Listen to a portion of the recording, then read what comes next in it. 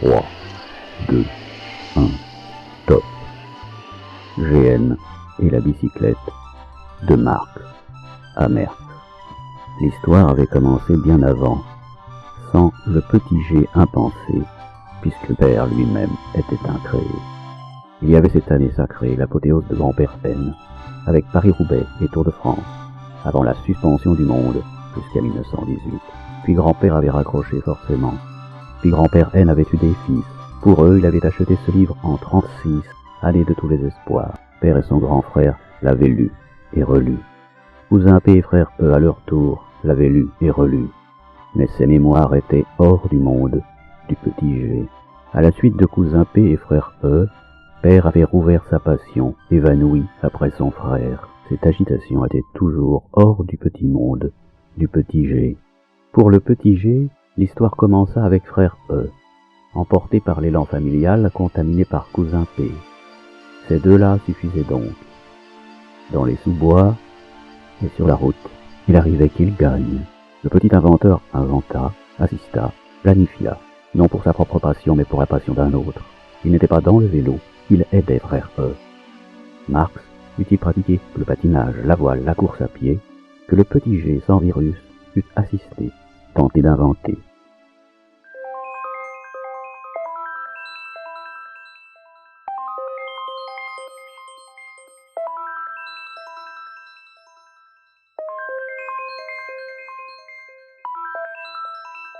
Cousin P et Marx raccrochèrent.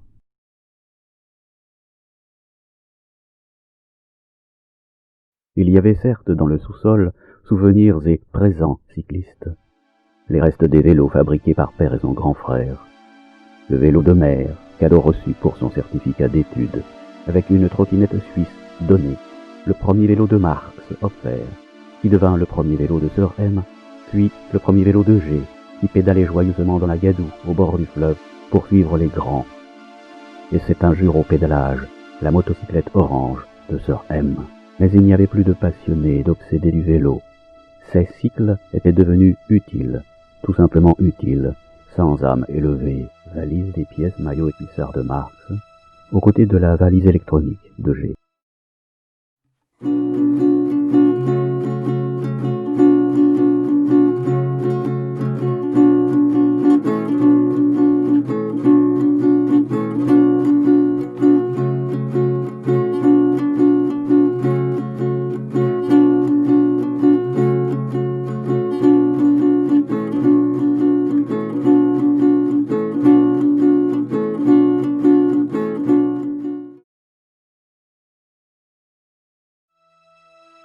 Et puis, tout à coup, le journal de Mickey se mit à retracer la folle histoire du Tour en bande dessinée. Le lien était possible entre dessin et vélo, entre juin et juillet 1973, entre G et le Tour qui passait.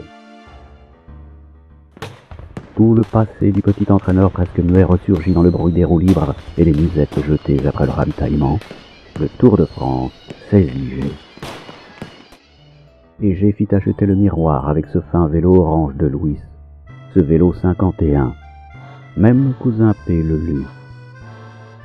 Ce numéro spécial retraçait un tour que G n'avait pas suivi, sinon après l'étape révélatrice.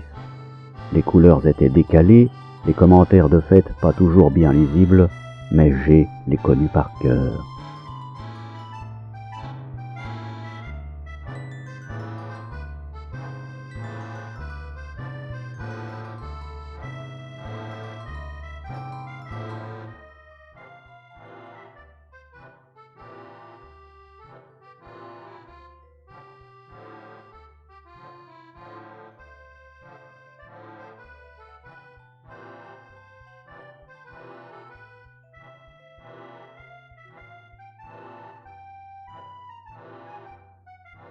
G fit acheter le miroir suivant, pour comprendre, pour retrouver peut-être ce qu'il avait inventé pour frère E. Qui était ce Merckx totalement en dehors de son savoir, que tout le monde encensait? Cet absent du Tour se permettait de dénoncer tous les présents. Il louait à peine le vainqueur, sinon par la démission des autres. D'après Marx, ce mécréant avait failli être vaincu en son temps par l'Espagnol de Mont-de-Marsan. Cela expliquait tout.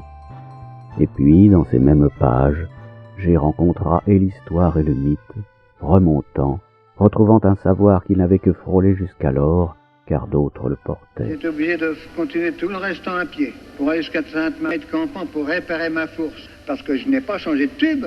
Ainsi ce Merckx était peut-être grand, car avant de vaincre une fois par une chute, il avait vaincu autrefois, d'autres fois, maintes fois, d'autres manières. Ça me déçoit vraiment aujourd'hui. Je crois qu'aujourd'hui, j'ai le moral vraiment à plat. Vous avez gagné le Tour de France, Eddy Merckx? Oh, je crois qu'aujourd'hui, je l'ai perdu. Tout au contraire, je l'ai perdu aujourd'hui.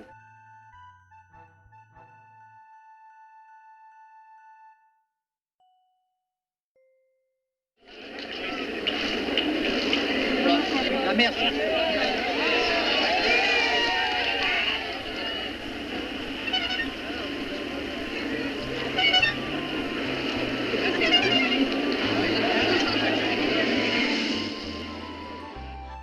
GN aima votre cannibale autant qu'il l'avait méprisé de son apparent mépris.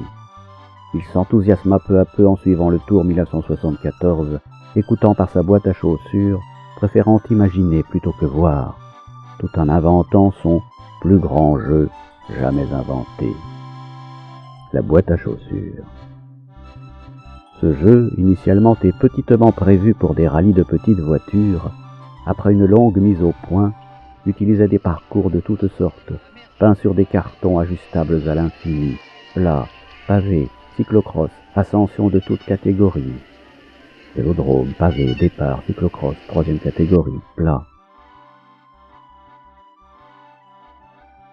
Jusqu'à ce col immense dont l'ascension était très longue, car chaque terrain, plat, montée, descente, pavé, avait ses dés, ce qui rendait le jeu relativement bien plus réaliste que les vôtres.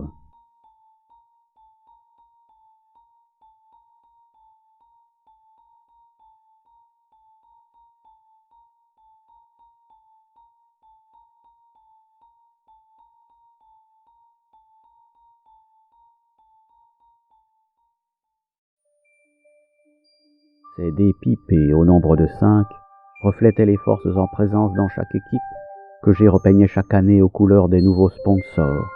Équipe de 5 coureurs, grimpeurs, sprinteurs, rouleurs, finisseurs, leaders.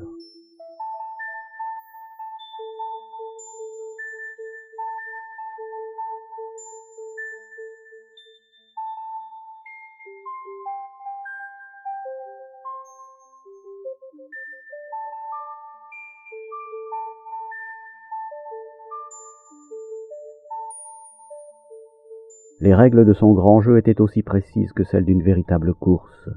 Il jouait seul tous les rôles. Coureur, suiveur, directeur sportif, organisateur qui pouvait monter des étapes longues ou rapides, accidentées ou plates, dangereuses par chute ou crevaison, avec arrivée groupée ou non. Il nota les résultats d'abord sur le Tour, puis sur toutes les courses de l'année. Souvent, les meilleurs de la réalité s'avéraient les meilleurs de son jeu, tellement bien pensé. Eddy y gagnait donc.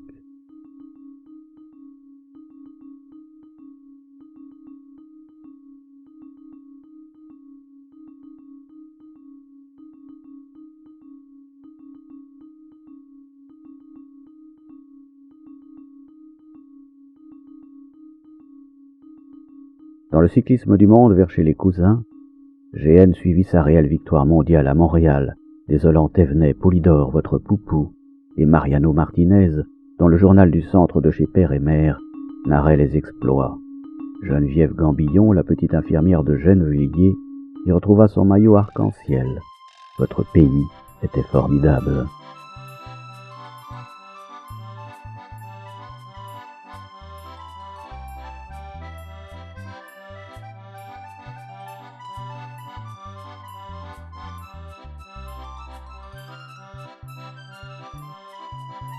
En 1975, GN souffrit avec l'Aigle au Puy-de-Dôme, dont il vit le résumé télévisé de l'étape chez une voisine au centre du monde, là où père allait suivre à la radio qu'elle possédait les tours de son enfance. G s'effondra comme Eddy à Pralou en le voyant à la télévision des cousins. Tous les autres haines, s'égosillant de la victoire de Bernard devenant nanar, ne virent point sa détresse.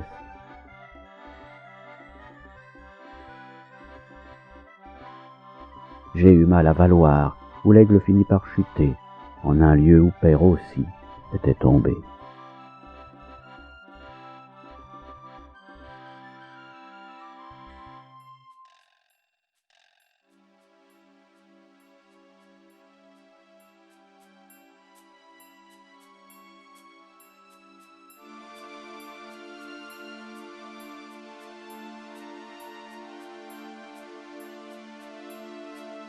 On ne nous a pas donné un coup de poing. On ne nous a pas donné un coup de poing. On ne nous a pas donné un coup de poing. Il n'est jamais battu, il a toujours le moral, il veut toujours faire quelque chose. 58 secondes d'avance, c'est pas beaucoup. Alors, on nous signale que Eddy Merckx est tombé. Oui. Oui.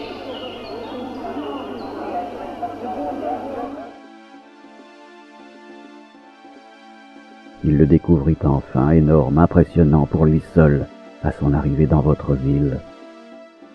GN ne comprenait pas que lui, spectateur anonyme, eut le droit d'être là, avec l'aigle arc-en-ciel à la joue abîmée, à la sueur perlant, discourant avec son soigneur empressé, au centre d'un disque vide à part eux trois, et dont la circonférence grandissait avec respect. Il est bordé d'injures de vos journalistes, ennuyés par ce jeune homme muet de saisissement, le firent revenir à votre monde plein de vous, et sortir du cercle, vers les manifestations des travailleurs du Parisien libéré.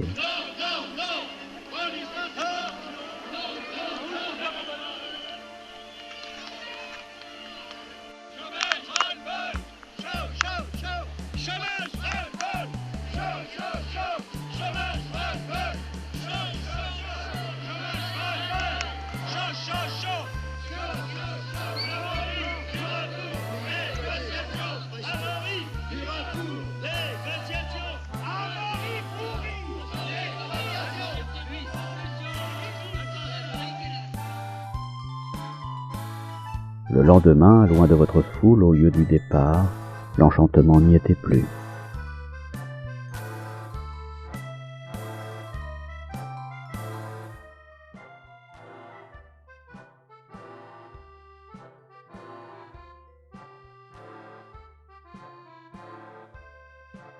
Marx, pour ses photographies, avait opté pour le quartier des coureurs. Ce parking jouxtait la salle de spectacle où le petit G vous avait soudain découvert avec le chanteur de Sœur M. Comme si une boucle se fermait avec la dernière étape de cette grande boucle 1975, où GN avait soutenu un perdant. Merckx détendu était devenu ordinaire, disponible pour vous tous, famille et cousins, dont mère contente de voir le petit Lucien Van Impe avec ses pois rouges et l'adulé nanar en jaune. Ce Merckx-là que Marx prit en photographie n'était plus l'aigle de GN. GN le gardait en lui et votre grand Eddy ne le savait pas. À moins que ce regard-ci.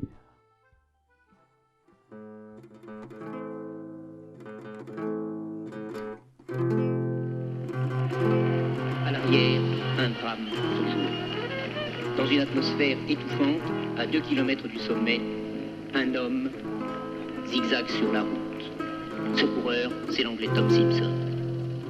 Les envoyés spéciaux de Panorama, Maurice Sévenot et Jean-Louis Normand sont là pour vous présenter ce document exceptionnel. Puis, vers les années d'avant, GN redécouvrit cette mort au Mont Ventoux, qui lui rappela un tour qu'il avait vu passer, plus enthousiaste de la caravane que des coureurs. Ce décès le renvoya aux préoccupations anciennes de mère et à cet homme à la valise aux arrivées, quand frère E courait. G revisita son passé avec un autre regard. Puis il plongea plus loin, sans référence.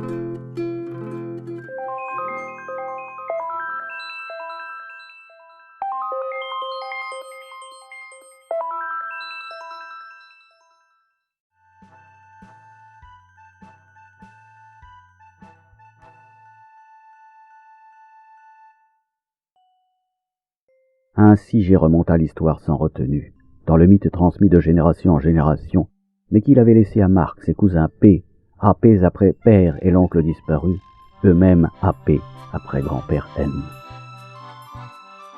Deuxième, derrière Anquetil, ce serait beau pour moi, mais le vainqueur, c'est quand même autrement que le deuxième.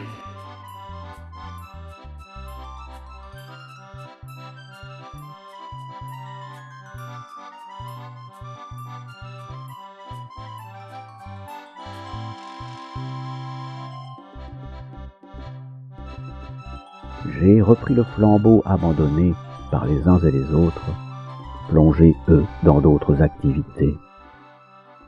G avait servi ce flambeau pour frère E avant de le saisir. Il avait participé au mythe pour frère E avant de le connaître. Il retrouva celui de grand-père N. Il visita plus loin, avant les temps de grand-père N, jusqu'aux détails les moins célèbres ou les moins célébrés. Il y avait un petit café, là, le réveil du matin, et dire qu'il y avait 150 à 200 personnes, peut-être pas plus. C'était simplement comme le départ d'une course d'une petite ville, d'une kermesse, rien du tout. Je vois encore Garin avec le torse énorme, et puis alors les boyaux qui ceinturaient. Il obtint de père cet achat du vélo au nom qui vous faisait rire, mais d'heureux nom, comme disait oncle. Il partit au long de la plaine et de la vallée. Il poursuivait la tradition familiale, entretenant sa nostalgie, puisqu'il avait accompagné et conseillé Marx dans ses entraînements.